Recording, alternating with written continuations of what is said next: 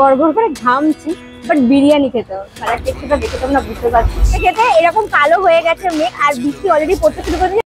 দেখো গরমটা কিন্তু বেশ ভালোই পড়েছে, আর আমার চ্যানেলে কিন্তু এখন খুব কম ভিডিও আসছে। হ্যাঁ, রেগুলার হয়ে যাবে, একটু ওয়েদারটা চেঞ্জ হলে আমার চ্যানেলে আবার কিন্তু রেগুলারলি ভিডিও আসবে। এই গরমে যে খাবারটা সব থেকে অপছন্দ করো তোমরা, মানে যেটা নাম শুনে মনে হয় যে না ওটা থেকে এখন দূরে থাকাই ভালো, বাট আজকে সেই রকমই একটা খাবারের জায়গার সন্ধান দেবো। আমি কথা বলছি নাগের বাজারে অবস্থিত দাদাভাই বিরিয়ানি। হ্যাঁ, এখন আর ব্যারাকপুর যেতে হবে না দাদা বৌদির বিরিয়ানি খাওয়ার জন্য, এখন তোমার নাগের বাজারে এলেই পেয়ে যাবে দাদাভাই বিরিয়ানি, যার টেস্টও কিন্তু প্রপারলি একদম ব্যারাকপুর স্টাইল দাদা বৌদির মতো। আমি প্রিয়াঙ্কা, তোমরা তো সার্টিফাইড বা ওয়েলকাম টু মাই চ্যানেল। ভেবো না, বাস খেয়ে যাও। তো আজকে ডেস্টিনেশন হচ্ছে দাদাভাই বিরিয়ানি। এই হচ্ছে দাদাভাই বিরিয়ানির মেনু কার্ড, যেটা তোমরা পজ করে দেখে নিতে পারো। এখানে কিন্তু মাটন বিরিয়ানি 270 আর স্পেশাল মাটন 490, আর এখানে বিরিয়ানি প্রত্যেকটা ধরনের বিরিয়ানি পেয়ে যাবে তোমরা। এগ বিরিয়ানি থেকে শুরু করে chicken biryani plus side dish হিসেবে চিকেন চাপ তোমরা অ্যাভেলেবেল পেয়ে যাবে। এখানে কিন্তু এখন চলছে তো একটা হিউজ পার্সেল, মানে এক হাঁড়ি বিরিয়ানি পুরোটাই চলে যাচ্ছে পার্সেল। এই দেখো ওখানে কিন্তু অলরেডি পার্সেল রেডি হয়ে গেছে, আর কিছু কিছু পার্সেল এখানে রেডি হচ্ছে। এখানে পুরোটাই হচ্ছে মাটন বিরিয়ানির পার্সেল।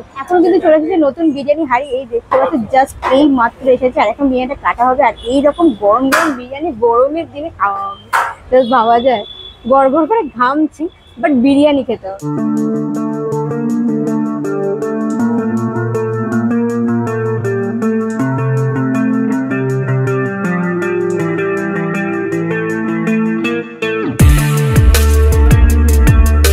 দাদাভাই বিরিয়ানি থেকে নিয়ে নিচ্ছি কিন্তু মাটন বিরিয়ানি প্লেট। বিরিয়ানি খাচ্ছি, আর বিরিয়ানি মানেই কিন্তু মাটন বিরিয়ানি, আর এটা আমি অল টাইমই খাই। বিরিয়ানি মানে মাটন বিরিয়ানি। মাটন বিরিয়ানি প্লেটের দাম এই হচ্ছে বিল ওনাকে দেখতে পাচ্ছ। মাটন বিরিয়ানি প্লেটের দাম হচ্ছে এক প্লেটের দাম 270 টাকা। আর এখানে চিকেন চাপ তোমার আজকে হয়তো অ্যাভেলেবেল নেই, আর চিকেন চাপের দাম হচ্ছে 130 টাকা।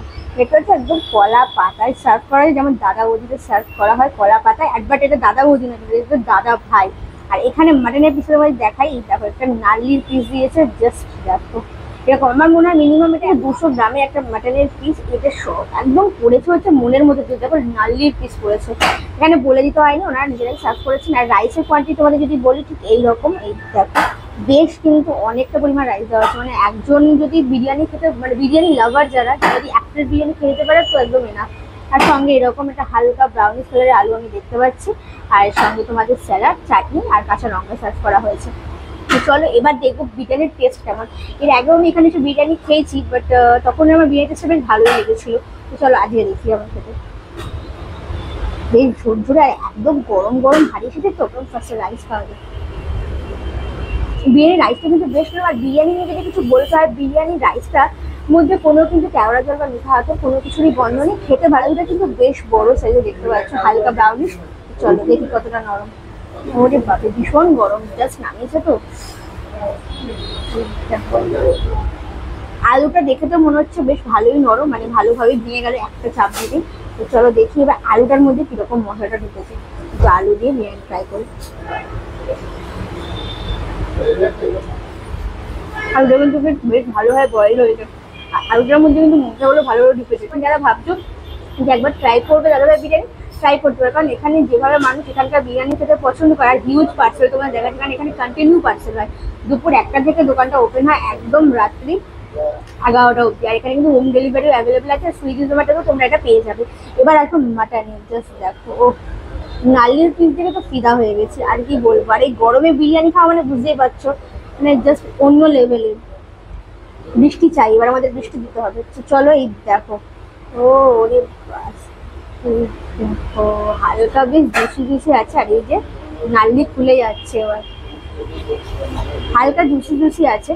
আর মাটনটা তোমাদের যদি দেখাই, বেশ ভালোভাবেই বয়েল হয়েছে। দেখো তোমাদের আমি দেখাচ্ছি। আর মাটনটা আমার মনে হয় আগে থেকে একটু বয়েল করা হয়েছে, কালার টেক্সচারটা দেখে তোমরা বুঝতে পারছো। মাটনটা কিন্তু একদম হাত দিতেই বাইরে বেরিয়ে চলে এসেছে। আর এই দেখো মাটনটা হালকা জুসি আর বেশ ভালোই সফট। তো চলো বিরিয়ানি খাচ্ছে, একটা স্পেশাল বঙ্গাই তো নিতেই হবে। একটু আলু, আর এদিকে স্যালাড দিয়ে দিয়েছে। স্যালাড নিয়ে সমস্ত কিছু নিয়ে বিরিয়ানিটা ট্রাই করে, একটু চাটনিও নিয়ে। চলো হয়ে যাক স্পেশাল বঙ্গাই।